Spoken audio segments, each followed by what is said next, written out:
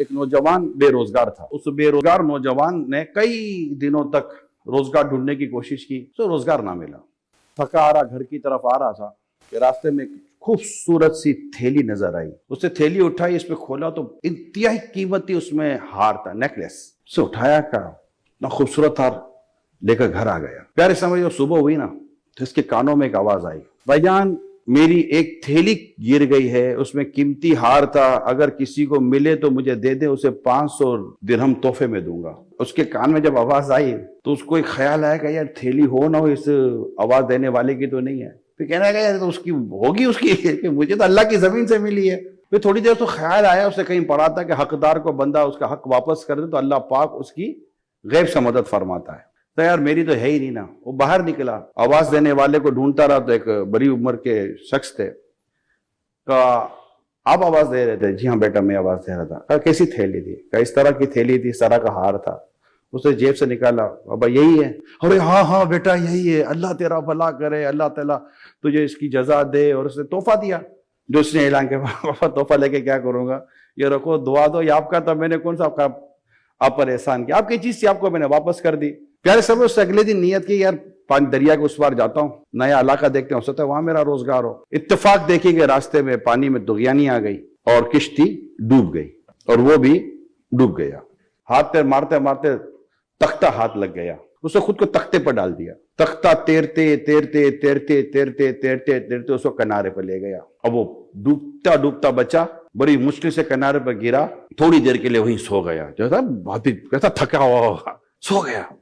آنکھ کھلی, کھڑا ہوا, کپڑے کیچڑ والے مٹی والے, چلتا چلتا ایک چھوٹا سا ٹاؤن گاؤں نما تھا, قصبہ چھوٹا سا گاؤں تھا. وہاں پہنچا تو ایک دور سے ایک مسجد نظر آئی. تو چلے اللہ کا گھر, اندر چلا جاتا ہوں. اندر گیا, وہ نماز وغیرہ پڑھی اور قرآن کی تلاوت میں مصروف ہو گیا. جیسے قرآن کی تلاوت کرنے لگا تو کچھ گاؤں کے بڑے بزرگ مسجد میں آئے کہ یار یہ آواز کہاں سے آ رہی ہے. دیکھا تو ایک نوجوان قرآن کی تلاوت کر رہا تھا. برخوردار کہاں سے آئے ہو؟ کہ ایسی اس طرح پہنچا ہوں یہاں پر. کہ قرآن آتا ہے آپ کو؟ کہ آتا تو ہے, آپ کے سامنے تلاوت کر رہا. ہمارے بچوں کو پڑھاؤ گے؟ کہ ٹھیک ہے. قرآن کی تعلیم پر اس نے اتفاق کیا, اس کی کچھ تھوڑی بہت خدمت کا طے ہو گیا اور وہاں اس کی نظام چلنا شروع ہو گیا. تھوڑے سے کے بعد بڑے بزرگ آئے, برخوردار, بڑے نیک ہو, اچھے ہو, ستھرے ہو, نوجوان ہو, شادی کیوں نہیں کر لیتے؟ کہ میرا آگے پیچھے کو ہے ہی نہیں, میرے تو کون شادی کرے گا, میری کوئی شادی کرائے گا. کہ بیٹا ہم ہیں نا, ہم تمہاری شادی کرائیں گے, کرا دیں. کہ ہمارے گاؤں میں ایک نوجوان لڑکی ہے, اچھی صورت اور اچھی سیرت کی ہے بیچاری, اس کا کوئی ہے ہی نہیں آگے پیچھے, نہ ماں ہے نہ باپ ہے, کرو گے شادی؟ کہ اب ابھی تک میرے ساتھ اچھا ہی کیا ہے, آگے میرے ساتھ برا کریں گے میرے تصور میں نہیں ہے, کرا دیں شادی. نکاح ہو گیا. اب وہ اپنے کمرہ عروسی جس کو کہتے ہیں, جو کمرہ ہوتا ہے خاص, اس میں جب یہ گیا, وہ جا کر جب اس نے اپنے دلہن کا چہرہ دیکھا تو چہرہ دیکھتے ہی اس کی نظر ایک ہار پر پڑی. یہ وہی ہار تھا جو اس نے اس بزرگ کو واپس کیا تھا اور اس دلہن کے گلے میں تھا. یہ تو بڑا چونکا اور باہر نکل گیا. تو باہر نکلا تو وہ جیسے عموماً گھر کے باہر کچھ نہ کچھ تو کھڑے ہوتے جو باراتی ٹائپ کے آتے ہوئے. کہا بیٹا کیا ہوا, خیریت تو ہے؟ گھر سے کمرے سے باہر آ گئے بھاگتے ہوئے. کہا وہ تو اس سے کہانی سنائی تو سب نے کہا سبحان اللہ سبحان اللہ. کہا بھائی مجھے بھی تو بتاؤ ہوا کیا ہے. کہا بیٹا جو تم نے کہانی سنائی نا, تم نے جس بزرگ کو ہار واپس کیا تھا, ہاں, بولا یہ اسی کی بیٹی ہے, یہ ہار اسی کا ہے.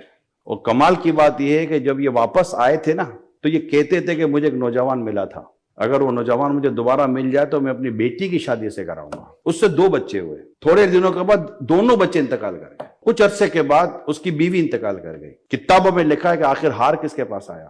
یہ ساری کہانی ہار کے گرد گھوم رہی ہے, اس نیکلس کے گرد گھوم رہی ہے جس سے اس نے اللہ کی رضا کے لیے اور یہ کہہ کر کے اس پہ میرا حق نہیں ہے, جبکہ وہ ہار جب اس کے مقدر میں تھا تو ایک حق والے انداز سے اللہ پاک نے وہ ہار اسی کو لوٹایا کیونکہ یہ اسی کے مقدر میں تھا, اس نے اللہ کے لیے چھوڑا تھا.